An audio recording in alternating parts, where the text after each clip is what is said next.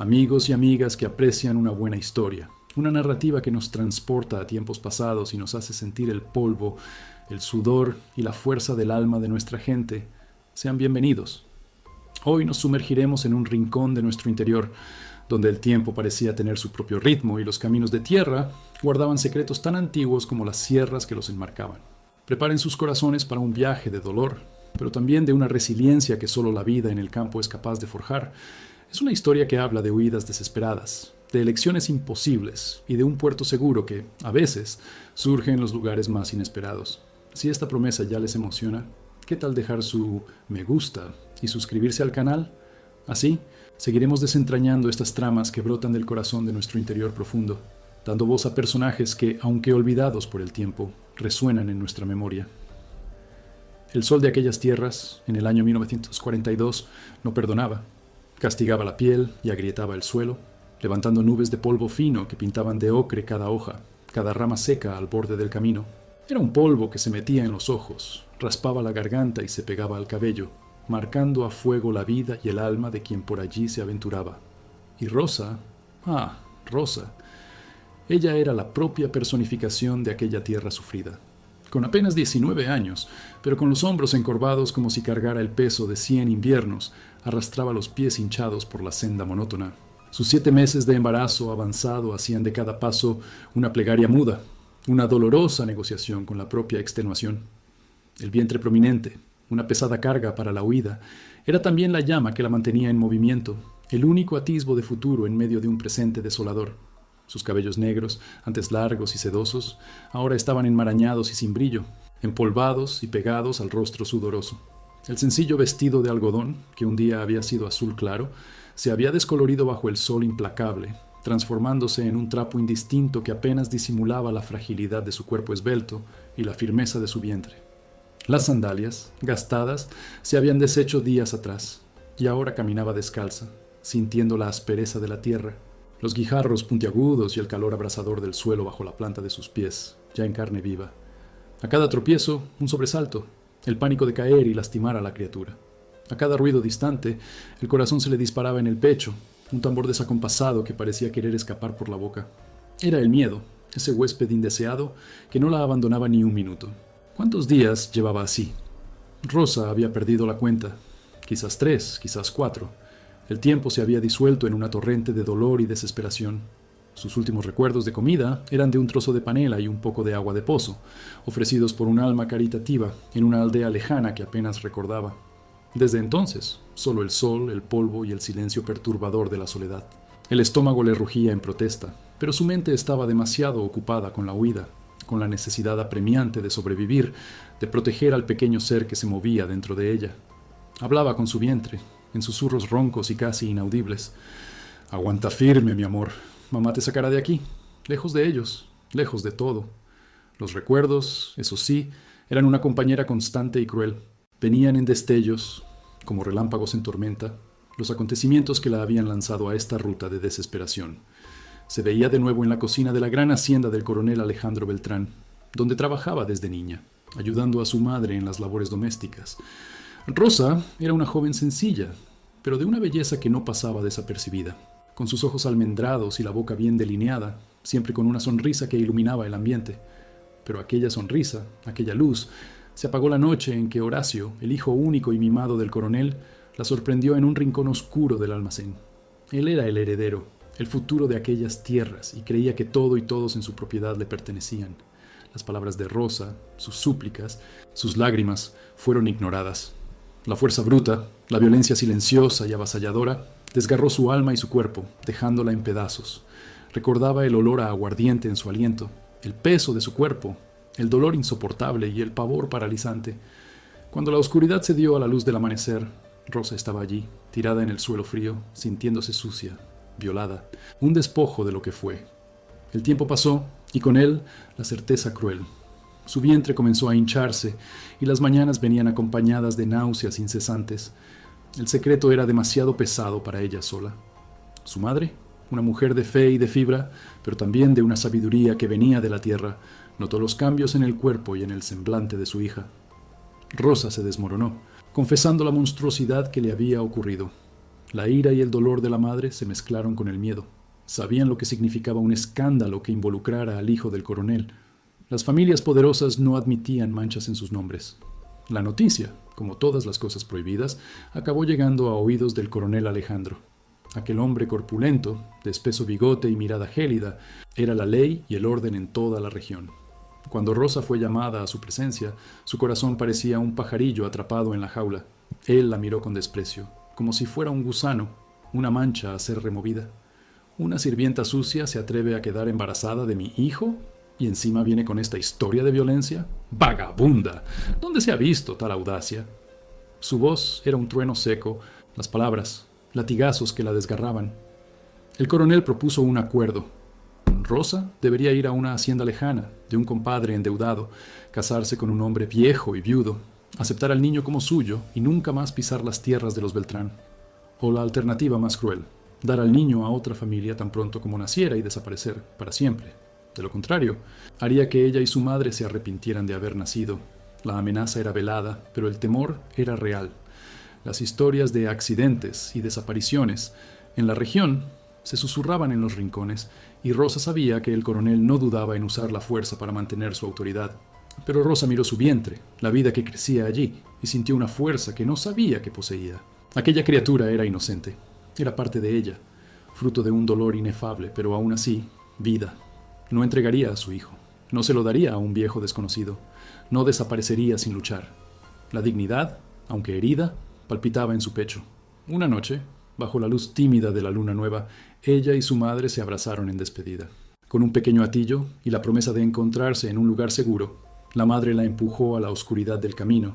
«Ve, hija mía, huye, no mires atrás, yo me las arreglaré por aquí». Y Rosa corrió por la vida, por la honra, por la libertad de su hijo. Pero los hombres del coronel, olfateando como perros de caza, no tardaron en descubrir su fuga. Los vio de lejos, montados a caballo, en la parte trasera de un jeep polvoriento. Sombras distantes que se acercaban, luego se alejaban, pero nunca desaparecían del todo. Eran los capataces, hombres sin ley, pagados para hacer el trabajo sucio del coronel. Ella había escapado por poco de uno de ellos en una aldea, escondiéndose en medio de un mercado, mezclándose con la multitud. Desde entonces, el pavor de ser alcanzada y llevada de vuelta, o peor, de ser silenciada para siempre, era una constante. Ahora el sol ya comenzaba a inclinarse, tiñendo el cielo de tonos rojizos, pero el calor no disminuía. Rosa sintió un mareo abrumador, la vista se le nublaba, sus piernas flaquearon y cayó de rodillas en el polvo caliente. Un dolor agudo, un pinchazo, le golpeó el vientre. El bebé se agitó con fuerza. ¿Sería el cansancio? ¿Sería el comienzo de algo terrible? El pánico le heló las venas. Estaba sola, en medio de la nada, con la noche acercándose y la sombra de sus perseguidores en su imaginación. Las lágrimas, antes secas por la extenuación, volvieron a mojar su rostro sucio. Estaba al límite, la respiración corta, el cuerpo tembloroso, el corazón latiendo con la fuerza de un martillo. Ya no había fuerzas, ya no había esperanza. Se apretó el vientre con las manos, suplicando: «Por favor, hijo mío, aguanta un poquito más». Fue entonces cuando, levantando la cabeza con un último esfuerzo, lo vio. No era un espejismo, no era un sueño de su mente exhausta. A lo lejos, un poco más adelante, donde el camino hacía una suave curva, se alzaba una robusta cerca de alambre de espino y tras ella una maciza puerta de madera, imponente, que parecía un portal a otro mundo. Y más allá de la puerta, la silueta de una casa grande, de tejado alto y paredes encaladas de blanco, rodeada de árboles frondosos que parecían ofrecer sombra y protección. Era una hacienda. No una choza, no una pequeña finca, sino una verdadera hacienda, con aires de soledad y de tiempo detenido. El viejo Joaquín. El nombre le vino a la mente de algún rumor, de alguna conversación olvidada. La hacienda del viejo Joaquín. La visión de aquella puerta, en cierto modo, era un bálsamo para su alma herida, pero también un abismo de incertidumbres. ¿Quién sería aquel hacendado? ¿Sería bueno o malo? ¿Acogedor o recluso? La gente del interior estaba llena de desconfianza con los forasteros. Pero Rosa no tenía elección. Era la última gota de esperanza, la última oportunidad de escapar de un destino cruel. Necesitaba ayuda, necesitaba un refugio, necesitaba que alguien le abriera la puerta. El dolor en el vientre se intensificó, una señal clara de que su cuerpo no aguantaría mucho más. El miedo a ser alcanzada por los capataces del coronel, que sentía cada vez más próximos, le dio una descarga final de adrenalina. Se levantó, tambaleándose, y comenzó a cojear hacia la puerta, sus últimos pasos cargados de una urgencia desesperada. A cada metro que avanzaba, una mezcla de esperanza y terror la invadía.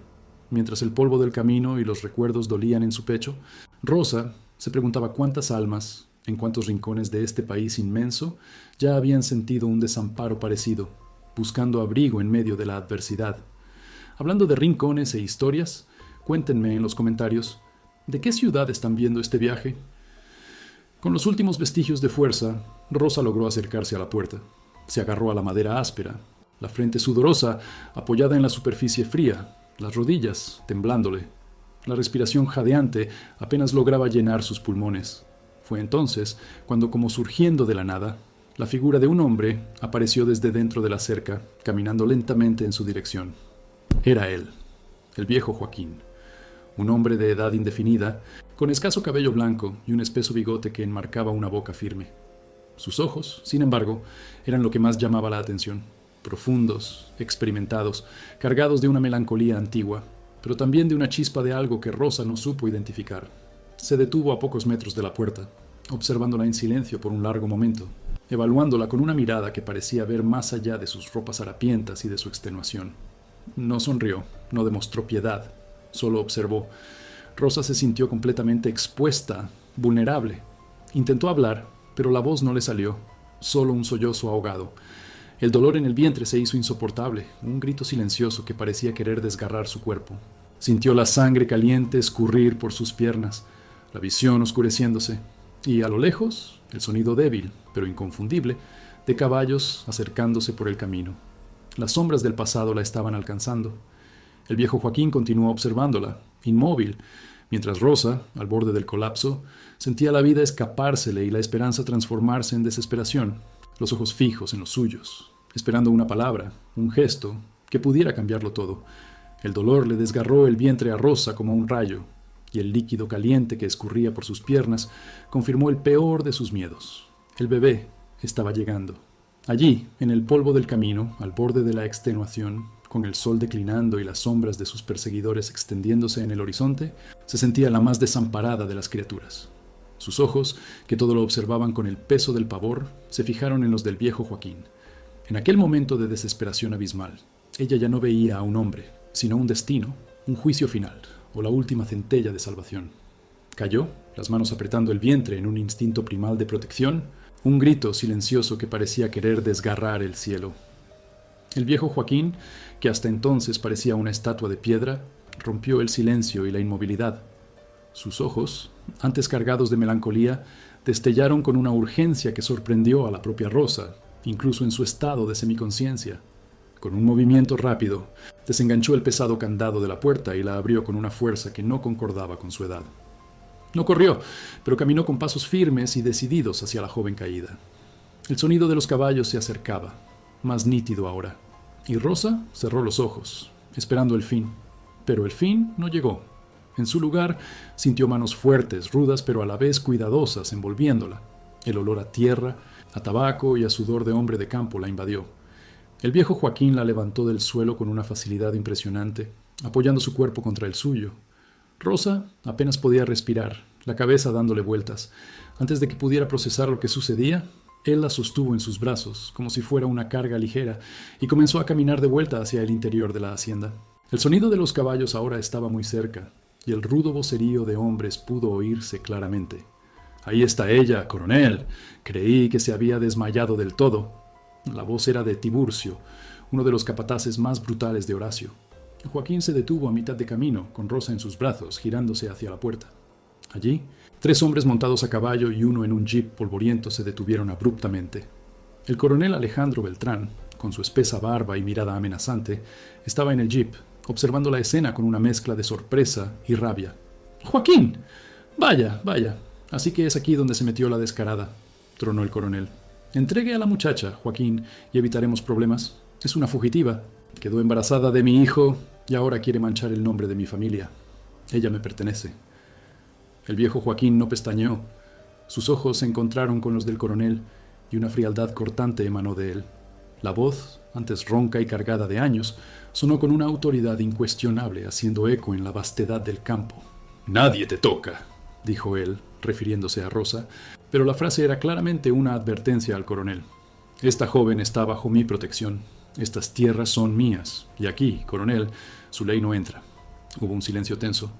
Los capataces se miraron entre sí, sorprendidos por la audacia del viejo Joaquín, un hombre que, a pesar de recluso, era conocido por su terquedad y por poseer tierras que durante mucho tiempo habían sido de su familia, respetadas por todos. El coronel Alejandro intentó sostener la mirada, pero el peso de la palabra de Joaquín, su postura inquebrantable, lo hizo dudar. Conocía la fama del viejo y sabía que no era hombre de retroceder. «No sea tonto, Joaquín», dijo el coronel, la voz todavía cargada de amenaza, pero con un rastro de incertidumbre. «Esta mujer le traerá problemas. Es una deshonra, una plaga». «Si es plaga, es mi plaga», respondió Joaquín, sin alzar la voz, pero con cada palabra pesando una tonelada. «Aquí nadie entra sin mi permiso, coronel.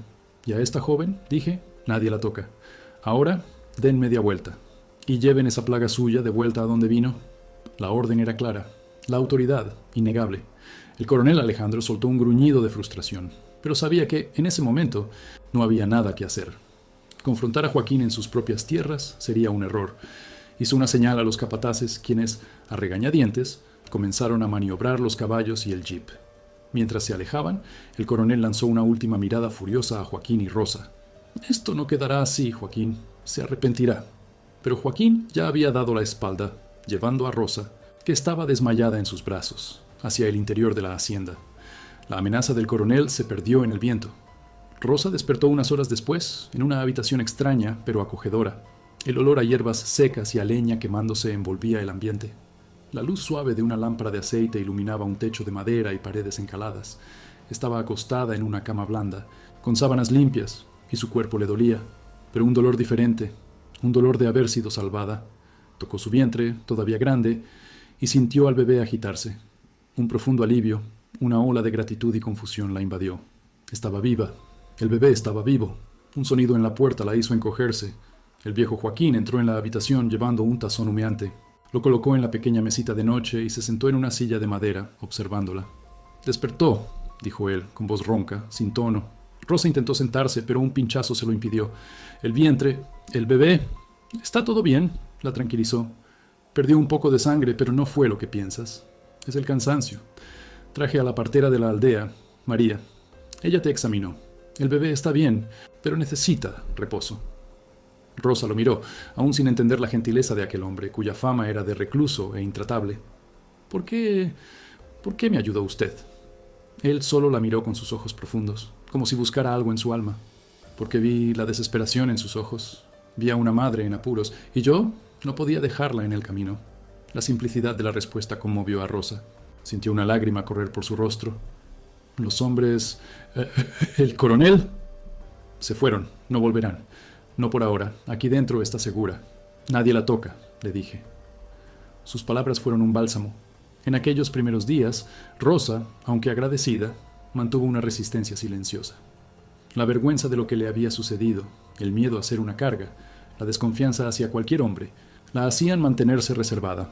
Comía lo que Joaquín le traía: caldos tibios, pan de maíz fresco, leche de cabra, pero hablaba poco, lo observaba. Él también era un hombre de pocas palabras.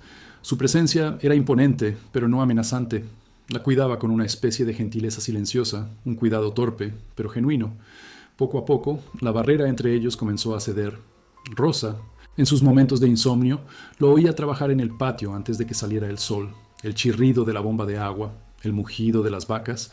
Él traía flores silvestres para adornar la pequeña habitación. Sin decir una palabra, solo las dejaba allí. Ella se dio cuenta de que él preparaba sus comidas con esmero, siempre asegurándose de que estuviera bien alimentada.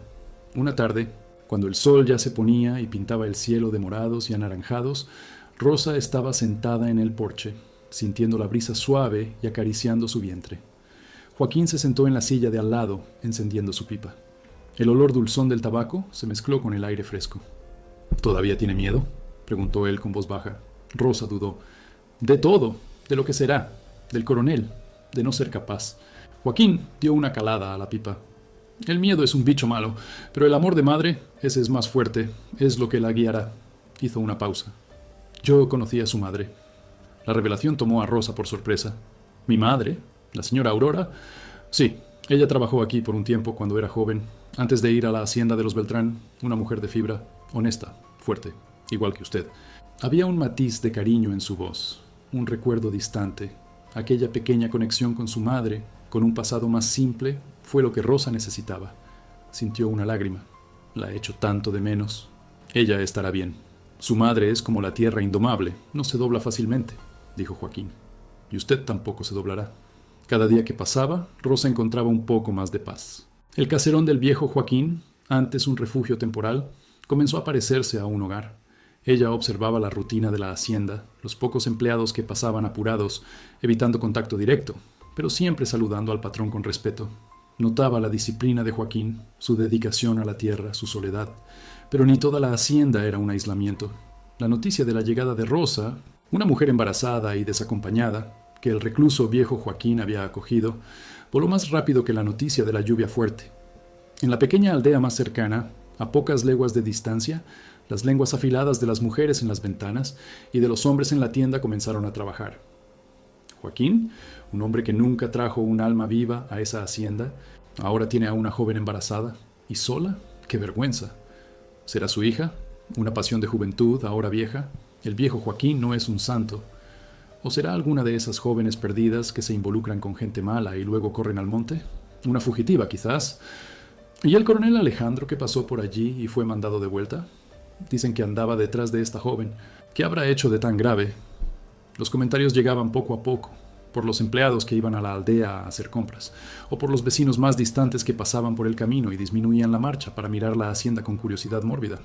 Rosa sentía el peso de esas miradas, de esas palabras no dichas, como agujas finas pinchándole la piel. La vergüenza que ella pensaba haber dejado atrás, en la hacienda del coronel, volvía a atormentarla.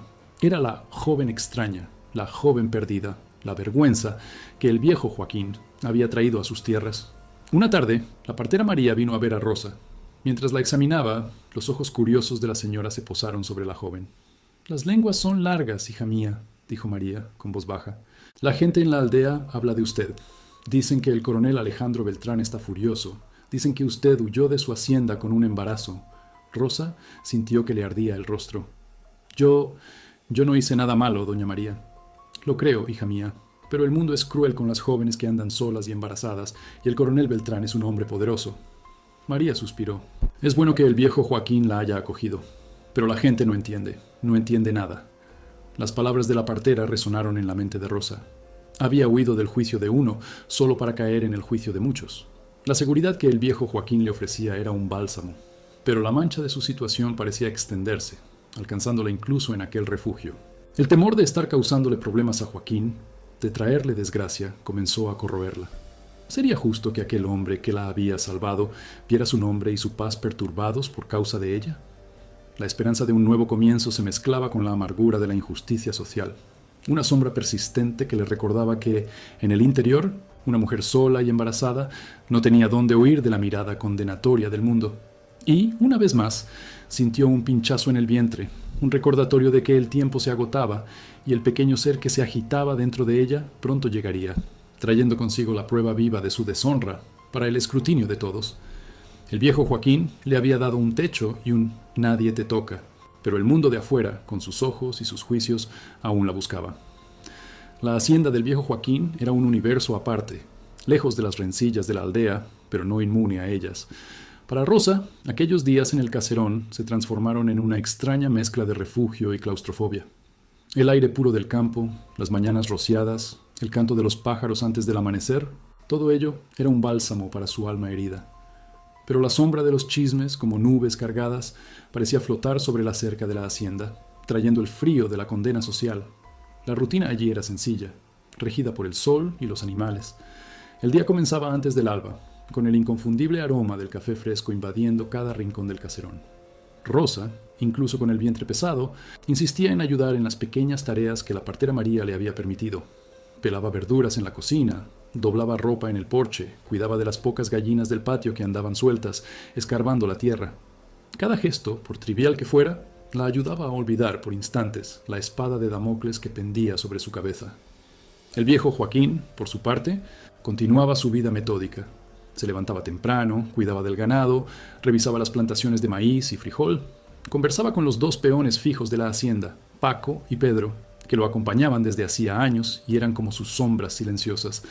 Para Rosa, él era un enigma, un hombre fuerte, callado, con una mirada que parecía cargar todas las historias del mundo. Los gestos de cariño eran sutiles, casi invisibles, pero constantes. Un plato extra de comida en su mesa, una manta más gruesa en la cama en las noches frías, una mirada de vigilancia cuando ella estaba en el porche. Nunca preguntaba por el coronel, por el padre del niño, por el futuro incierto. Parecía respetar su silencio como si fuera una parte sagrada de su dolor. Las tardes eran más tranquilas. A Rosa le gustaba sentarse en la vieja mecedora del porche, sintiendo el viento cálido del campo acariciar su rostro y al bebé moverse dentro de ella. El sonido del viento en las hojas de los mangos y el canto melancólico de la tórtola eran su banda sonora. A veces, Joaquín se sentaba cerca, leyendo un periódico arrugado que traía de la aldea, o simplemente fumando su pipa, observando al ganado pastar. Eran momentos de una extraña y confortable complicidad. Dos seres solitarios encontrando compañía en la presencia del otro, sin necesidad de palabras. Una tarde, una fuerte lluvia de verano se desató sobre la hacienda. El olor a tierra mojada y monte fresco invadió el aire, y el ruido de la lluvia en el tejado era un espectáculo aparte. Rosa estaba en la cocina, ayudando a preparar la cena, cuando un relámpago iluminó el cielo, seguido de un trueno estruendoso que hizo temblar las ventanas. Ella se encogió, y el viejo Joaquín, que estaba cerca del fogón, percibió su sobresalto. Él solo le tocó el hombro ligeramente.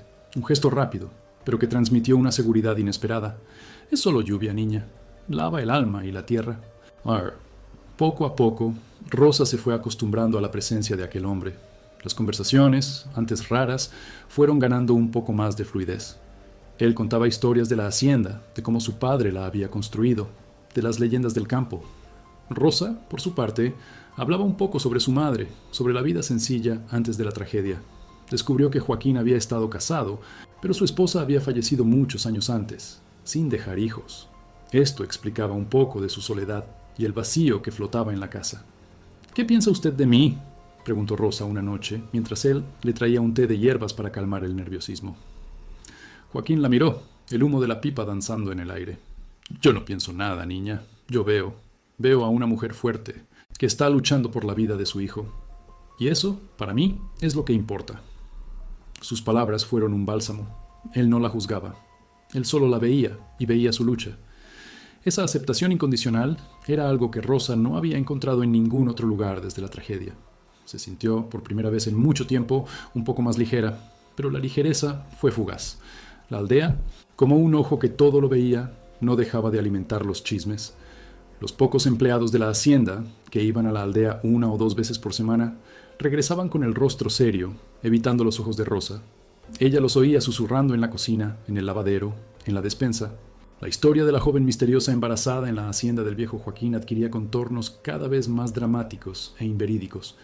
Tiburcio, el capataz del coronel Alejandro, era uno de los grandes propagadores de los rumores.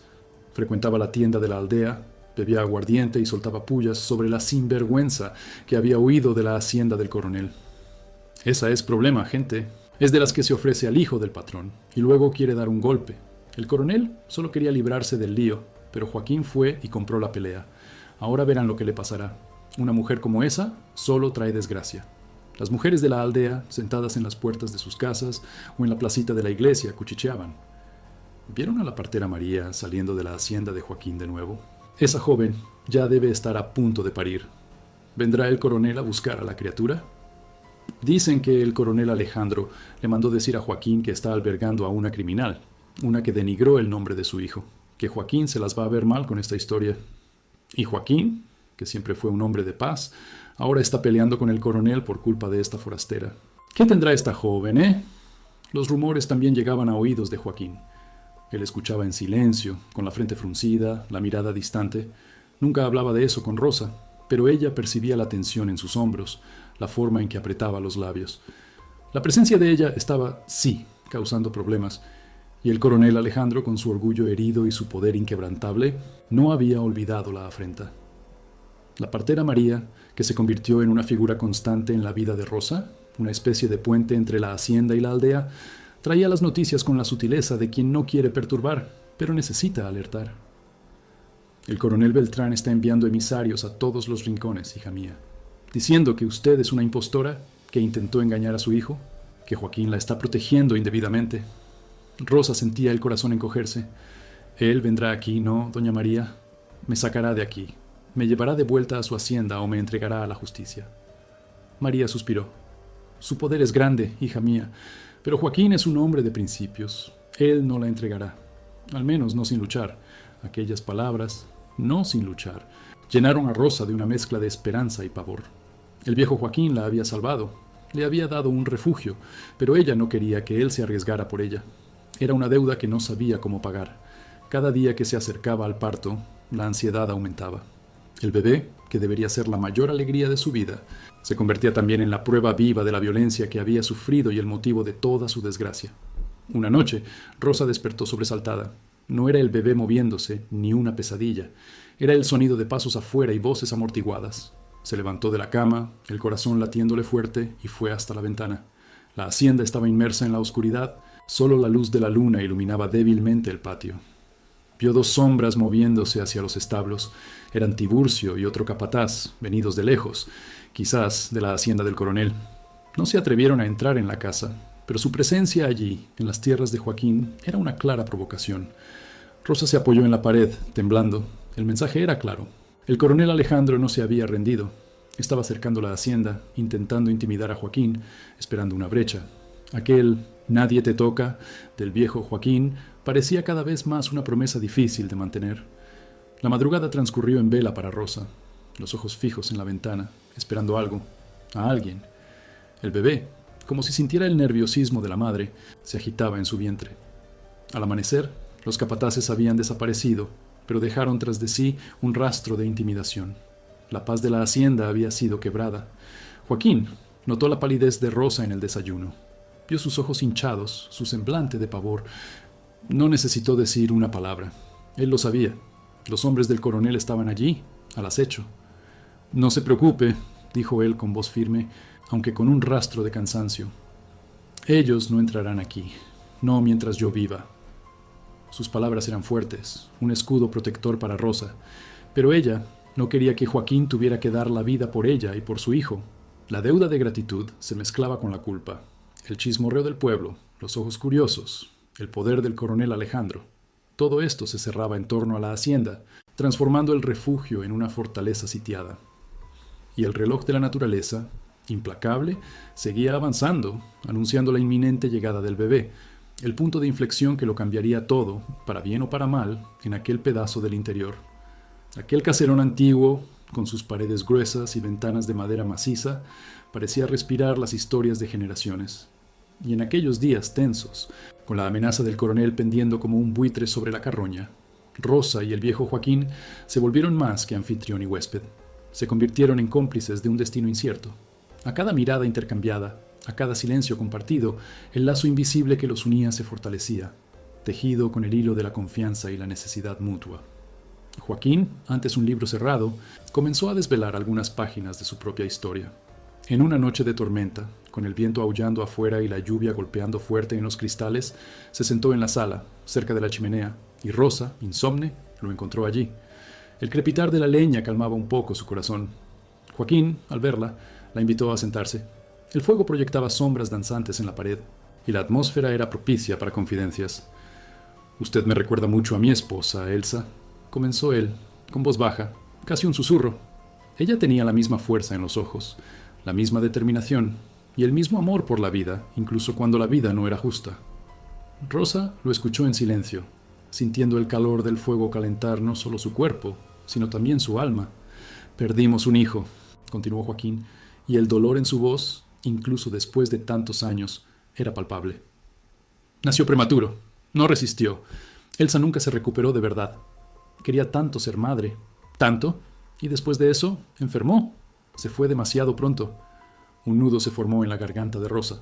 Comprender la dimensión de aquel dolor, aquel vacío que él cargaba desde hacía décadas, hizo que sintiera una conexión aún más profunda con aquel hombre.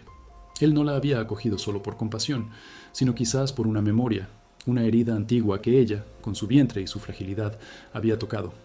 «Lo siento mucho, señor Joaquín», dijo ella con voz entrecortada. Él negó con la cabeza.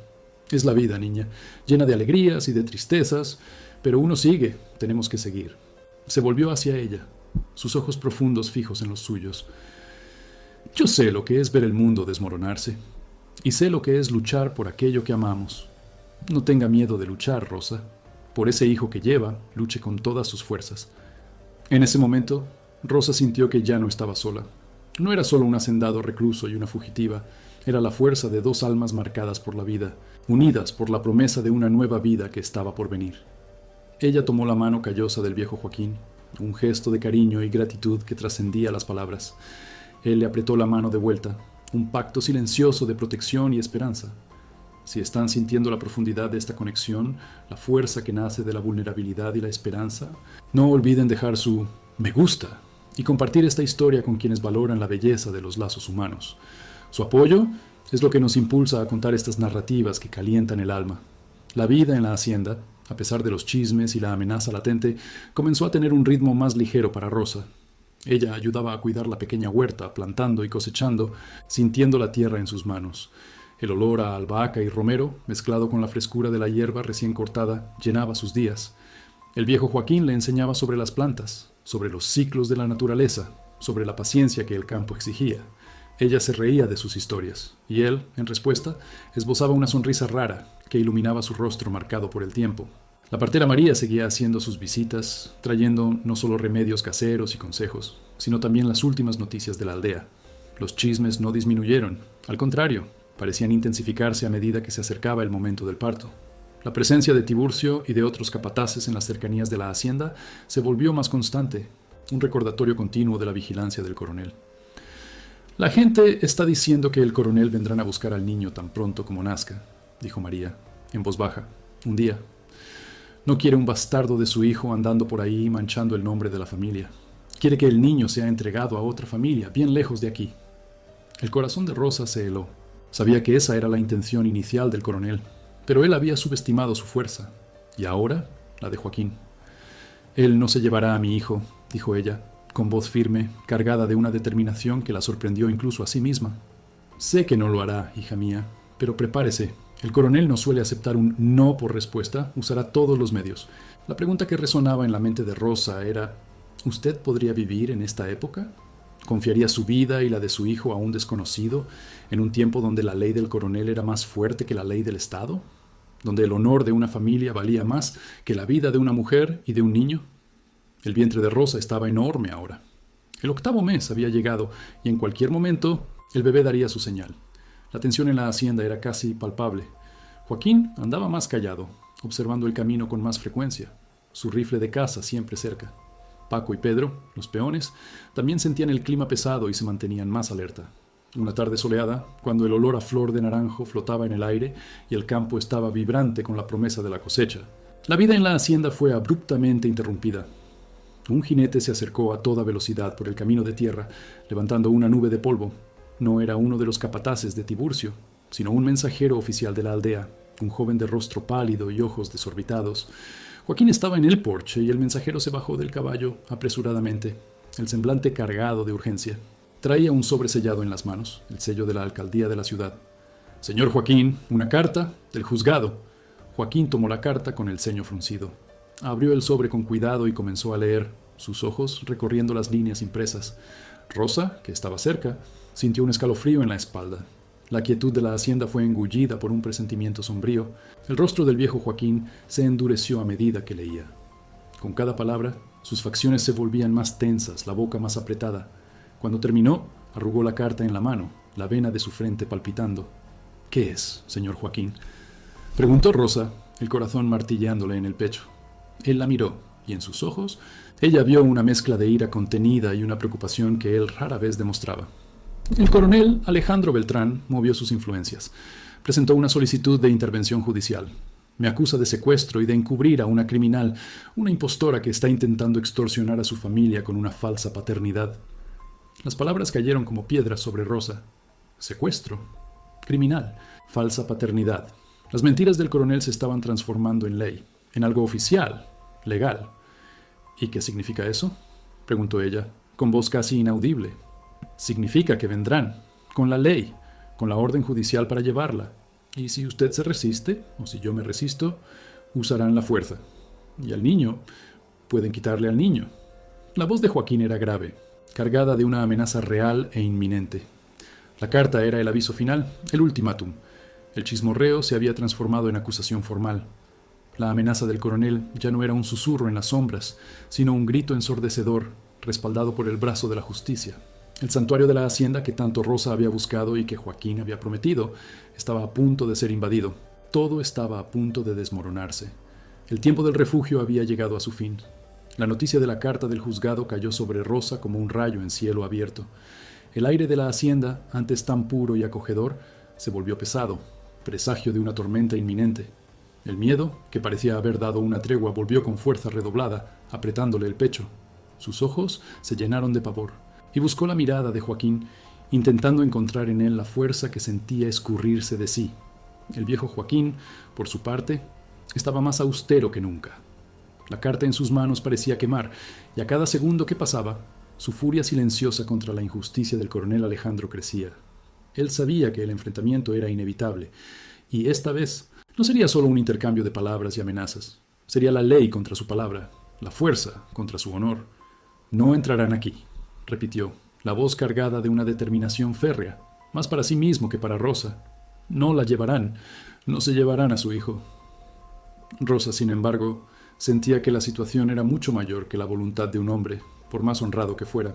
El coronel Alejandro era poderoso, tenía el sistema a su favor. ¿Qué podemos hacer, señor Joaquín?, preguntó con voz temblorosa. No quiero que usted se perjudique por mi causa, por favor. No se habla más de eso, la interrumpió abruptamente. Lo que está hecho, hecho está, y lo que viene ahora lo enfrentaremos juntos. Aquel mismo día, Joaquín comenzó a prepararse. Reunió a Paco y Pedro, los peones de confianza, y les explicó la situación. Los dos hombres, leales y acostumbrados a la disciplina de Joaquín, asintieron con seriedad. Reforzaron las cercas de la hacienda, el portón, y prepararon algunos escondites por si la situación se volvía peligrosa. El ambiente en la hacienda cambió de pacífico a un estado de alerta constante. La partera María, visitándolos al día siguiente, trajo más noticias sombrías. El coronel Alejandro está reuniendo a sus hombres, Joaquín, y no está solo. Dicen que el delegado de la ciudad recibió órdenes y acompañará a la comitiva. Quiere hacer un espectáculo, mostrar quién manda en la región. Rosa escuchaba, a cada palabra, el suelo abrirse bajo sus pies. El bebé se agitaba en su vientre, como si sintiera la agitación del mundo exterior. La inminencia del parto, unida a la amenaza, lo hacía todo más insoportable. Se sentía una carga, una causa de desgracia para aquel hombre que la había acogido. El sol salió al día siguiente, pero para Rosa y Joaquín era como si el cielo estuviera nublado. La hacienda estaba en un silencio tenso, esperando lo inevitable. Rosa pasó la mañana sentada en el porche, las manos en el vientre, sintiendo cada movimiento del bebé, como si quisiera memorizar cada instante antes de que lo peor sucediera. Poco después del mediodía, el sonido distante de caballos y de un vehículo que rompía la quietud del camino de tierra hizo que el corazón de Rosa le diera un vuelco. Eran ellos, la comitiva del coronel Alejandro. Joaquín estaba en el patio, junto a Paco y Pedro. Los tres tenían sus rifles de caza en las manos, pero las armas no eran para la violencia, sino para la demostración de resistencia. No había intención de matar, sino demostrar que no se entregarían sin luchar. La comitiva era imponente. 2 jeeps polvorientos, cargados de capataces armados y una decena de jinetes. Al frente, el coronel Alejandro en su caballo bayo, y a su lado, el delegado Daniel, un hombre gordo y sudoroso, con un semblante de autoridad forzada. «Joaquín, salga y entregue a la forastera», bramó el coronel, su voz haciendo eco por todo el valle. «La ley está aquí, no complique las cosas». Joaquín caminó lentamente hasta el portón, los ojos fijos en los del coronel. Rosa lo observaba desde la ventana de la sala, el cuerpo temblándole, sintiendo un dolor agudo en el vientre, no de pavor, sino un dolor que ella conocía bien. El parto estaba comenzando. «La ley del coronel no vale en mis tierras, Alejandro», dijo Joaquín, la voz calmada y firme. «Esta joven está bajo mi protección y nadie la sacará de aquí por la fuerza». El delegado Daniel, sintiéndose desafiado, se apeó del caballo con dificultad. «Señor Joaquín, tengo una orden judicial aquí, un mandamiento de allanamiento y detención de la tal Rosa y del menor que lleva. Estoy autorizado a usar la fuerza si hay resistencia. No complique su situación». Joaquín sonrió, una sonrisa amarga. «Esa orden fue comprada, delegado, y usted lo sabe. No hay niño para ser aprehendido, porque aún no ha nacido. Y Rosa no es criminal, es una víctima». La tensión se podía cortar en el aire con un cuchillo. Los capataces del coronel comenzaron a impacientarse, algunos ya con las manos en las empuñaduras de las armas. «No me impedirá, Joaquín», bramó el coronel, la furia en sus ojos. «Esta mujer deshonró a mi familia. Su bastardo no vivirá bajo el nombre Beltrán. Y usted, viejo testarudo, pagará caro por esta osadía». En ese instante, un grito agudo de dolor rasgó el silencio de la hacienda. Era Rosa. El dolor en el vientre se intensificó, una señal inconfundible. Se desplomó en el suelo de la sala, agarrándose el vientre, sintiendo el líquido escurrir por sus piernas. El bebé estaba llegando en medio de aquella confusión, de aquella guerra. El grito de Rosa llegó a oídos de Joaquín. Se giró, el rostro pálido, la determinación en sus ojos mezclándose con el pavor. «¡La partera! ¡La partera! ¡Rápido!», gritó Paco, percibiendo la situación y corriendo hacia el interior de la casa. El coronel Alejandro percibió la oportunidad. «¡Es ahora! ¡Entren! Agarren a la mujer y llévenla. Y si el viejo resiste, disparen para intimidar. No quiero sangre, pero quiero obediencia». Los capataces y los jinetes avanzaron en masa hacia el portón, derribando la cerca lateral a su paso. Joaquín y los peones estaban en inferioridad numérica, pero estaban listos para la resistencia. Se dispararon tiros al aire, el sonido haciendo eco por el valle, asustando a los animales y llenando el aire de pólvora y tensión. La hacienda se transformó en un escenario de guerra. Gritos, disparos, el tropel de caballos. Rosa, tendida en el suelo de la sala, en medio del dolor excruciante del parto, apenas lograba discernir lo que sucedía afuera. La partera María, que había llegado momentos antes, intentaba calmarla, pero el caos exterior era ensordecedor. «Respire, hija mía, respire. El bebé está llegando», decía María, la voz cargada de urgencia, pero también de una calma que rozaba el milagro. Joaquín, con el rifle en mano, se posicionó para defender la entrada de la casa. Sabía que la casa era el último refugio. Intercambió disparos con los capataces, no para acertar, sino para disuadir, para ganar tiempo. Era un hombre viejo, pero su determinación era inquebrantable. No podía perder a Rosa y al bebé. No después de todo lo que había prometido. Mientras la batalla se desarrollaba afuera, con Joaquín y sus peones resistiendo valientemente, el dolor de Rosa se intensificaba. Sentía cada contracción, cada esfuerzo, mientras el ruido de los disparos y los gritos se mezclaba con su propio sufrimiento. Parecía que el infierno había llegado a la hacienda. Estaba a punto de perderlo todo, la protección, la paz y quizás al propio hijo, que nacería en medio de una guerra. La sangre, el sudor, las lágrimas, el polvo y la pólvora se mezclaban en aquel día trágico. La hacienda del viejo Joaquín, que un día fue un santuario, ahora era un campo de batalla, y Rosa, en el centro de todo, estaba en una lucha por su vida y por la vida de su bebé, con la sensación abrumadora de que estaba a punto de perder. El caos se instaló en la hacienda del viejo Joaquín. Tiros rasgaban el aire. El grito de los hombres se mezclaba con el relincho de los caballos asustados y el mugido del ganado. El polvo, levantado por el tropel y las explosiones de pólvora, cubría el patio. Dentro de la casa, Rosa, en medio del dolor dilacerante del parto, apenas lograba discernir lo que sucedía afuera. La partera María, con su calma sobrenatural, intentaba orientarla, pero la urgencia era tal que cada segundo parecía una eternidad. Joaquín, con la destreza de un viejo cazador, usaba su rifle más para intimidar que para herir.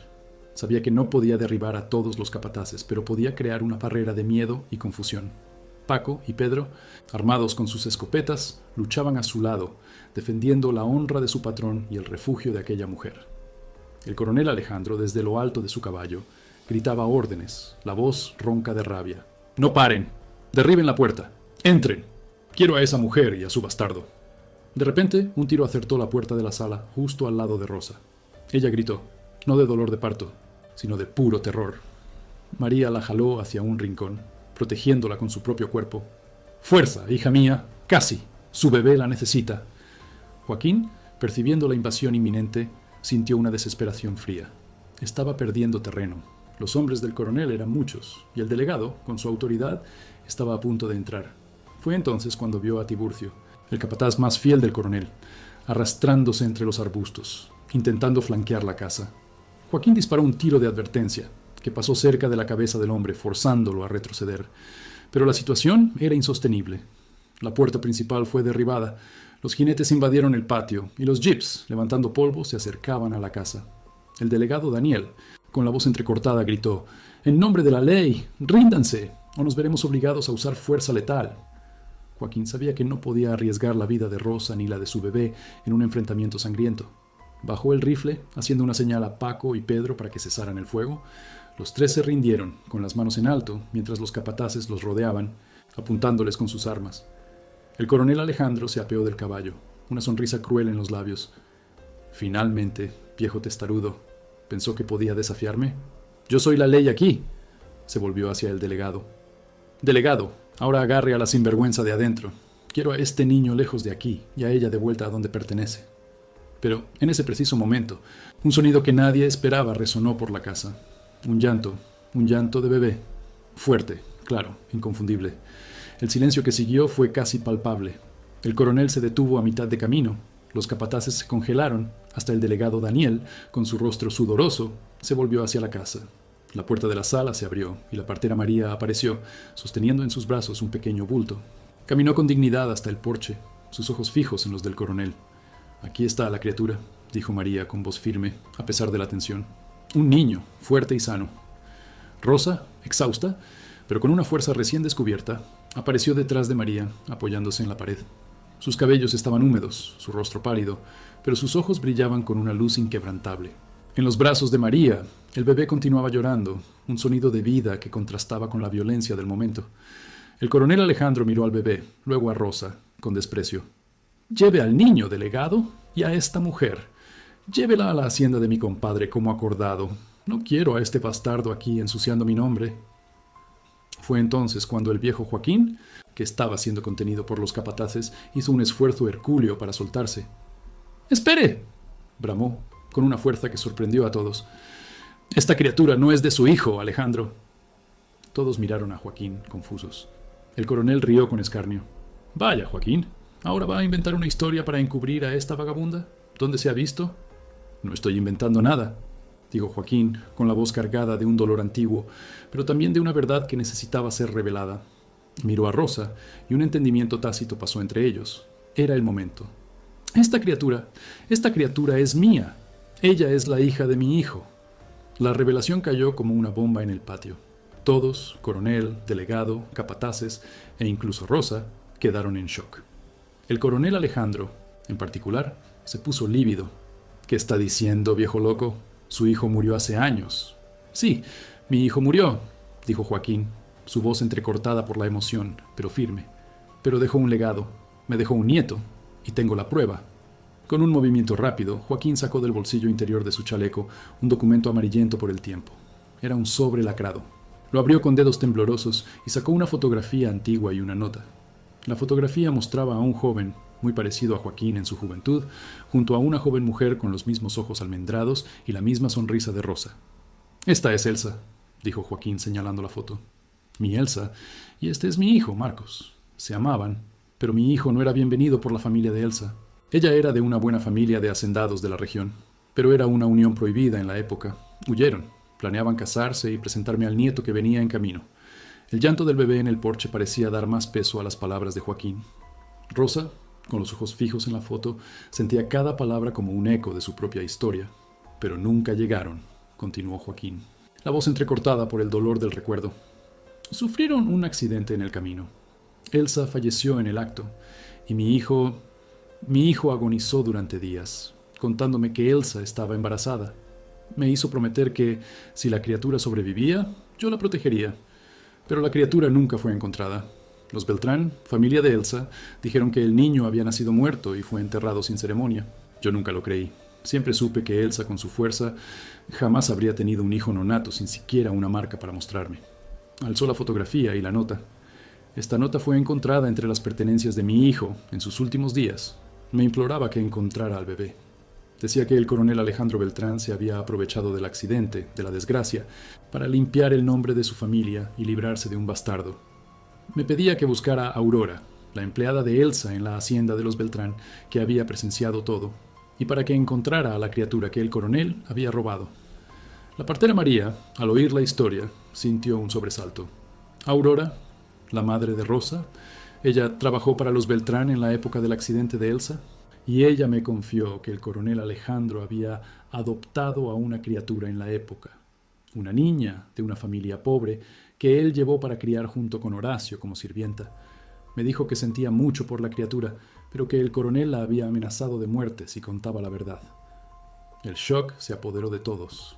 El coronel Alejandro palideció, su rostro de furia transformándose en puro terror.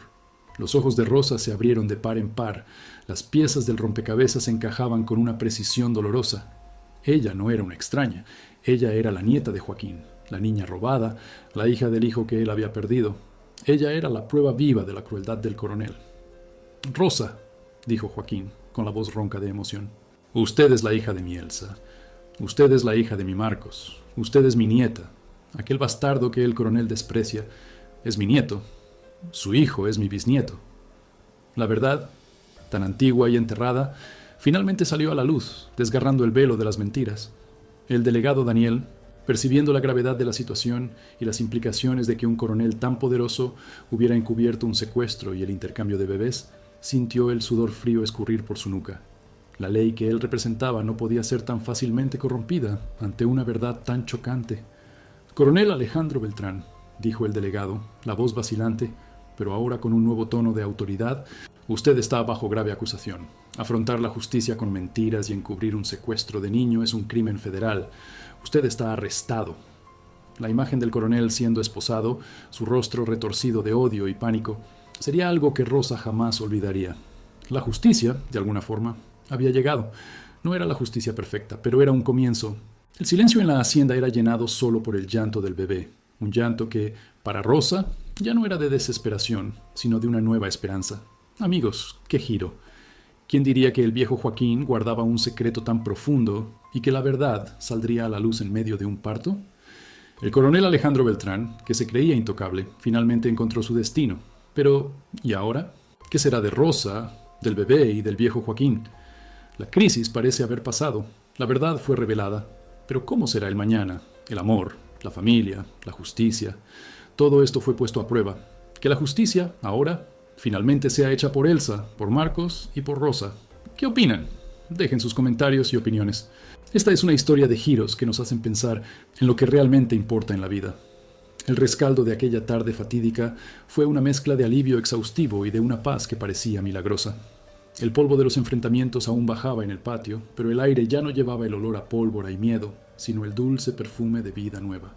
El llanto de un bebé, el pequeño Marcos, bautizado así en honor al hijo perdido de Joaquín, resonaba por las paredes del caserón, un sonido que ahuyentaba las sombras del pasado. El coronel Alejandro Beltrán, con su poder y su arrogancia, fue llevado esposado. La investigación, impulsada por el delegado Daniel, que sentía el peso de su propia complicidad y el recelo de su reputación, reveló la trama sórdida que él había montado décadas antes. La madre de Rosa, Aurora, que había sido amenazada y silenciada durante años, finalmente pudo hablar, confirmando cada palabra de Joaquín y de María. La verdad, por dolorosa que fuera, había prevalecido. El imperio de mentiras del coronel se desmoronó, y con él, su autoridad y su libertad. Los meses siguientes fueron de una curación lenta y profunda. Rosa, con el bebé en brazos, vio la hacienda del viejo Joaquín transformarse en su verdadero hogar.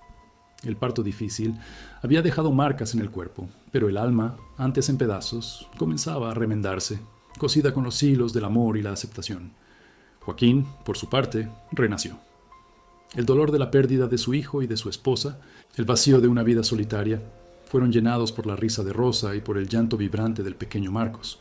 Tenía a su familia de vuelta, su linaje restaurado, su promesa cumplida. La mirada melancólica que antes cargaba dio lugar a una ternura que solo la paternidad y la abuelidad podían traer. La vida en el campo retomó su ritmo calmado, las semillas plantadas, la tierra arada, el ganado pastando bajo el sol generoso. La cosecha de maíz y frijol de aquel año fue abundante, un simbolismo de la renovación que invadía la hacienda. Rosa, ahora una madre, se sentía fuerte. Amamantaba a Marcos, cantaba nanas aprendidas con su propia madre y encontraba en los ojos curiosos del bebé la esperanza de un futuro diferente. Ella y Joaquín pasaban largas horas en el porche. Él con su pipa, ella con el hijo en brazos, en silencio, pero con un lazo de afecto que trascendía las palabras. El chismorreo del pueblo, que antes la perseguía, ahora se transformaba en curiosidad respetuosa e incluso en admiración. La historia de la joven que, de fugitiva, se reveló nieta del viejo Joaquín, hija de un amor perdido y víctima de una gran injusticia, corrió por todos los rincones. Su honra, tan brutalmente robada, estaba siendo reconstruida. no por un matrimonio o por una fortuna, sino por la fuerza de la verdad y por el amor de una familia que se reencontraba. Doña Aurora, la madre de Rosa, pudo finalmente venir a la hacienda reuniéndose con su hija y conociendo a su nieto, sintiendo la paz de ver a su familia, después de tanto sufrimiento, finalmente segura y amada. Las tardes en la hacienda estaban llenas de un nuevo calor. Rosa ayudaba en las tareas, ya no como empleada, sino como parte de la familia, la heredera de aquellas tierras. Aprendía con Joaquín los secretos de la plantación, la sabiduría de la tierra, la paciencia con los ciclos de la vida. El pequeño Marcos crecía fuerte y sano, un rayo de sol que iluminaba cada rincón del caserón. Amigos y amigas, qué jornada la nuestra. Desde el camino polvoriento, pasando por la desesperación, la persecución y la furia, hasta la revelación de una verdad que lo cambió todo. La historia de Rosa y del viejo Joaquín nos recuerda que la vida, por dura que sea, siempre guarda una esperanza, un soplo de fe que nos impulsa a seguir. Nos enseña que la justicia puede tardar, pero llega, muchas veces por los caminos más tortuosos e inesperados, y que el amor de verdad, el amor que construye y que acoge, es la mayor fuerza del mundo. Si esta historia les tocó el corazón, si les hizo sentir el polvo del camino y la emoción del reencuentro, no dejen de hacer clic en me gusta. Suscríbanse al canal para no perder las próximas narrativas y compartan este viaje con sus amigos y familiares. Así, esparciremos estas tramas de fe y superación que brotan de nuestra tierra. Que nunca perdamos la esperanza, que siempre creamos en la fuerza del bien y en la capacidad humana de volver a empezar. Pues, como la vida en el campo nos enseña, después de toda tempestad, el sol siempre vuelve a brillar y el suelo, antes árido, se llena de vida nueva. Un abrazo y hasta la próxima historia.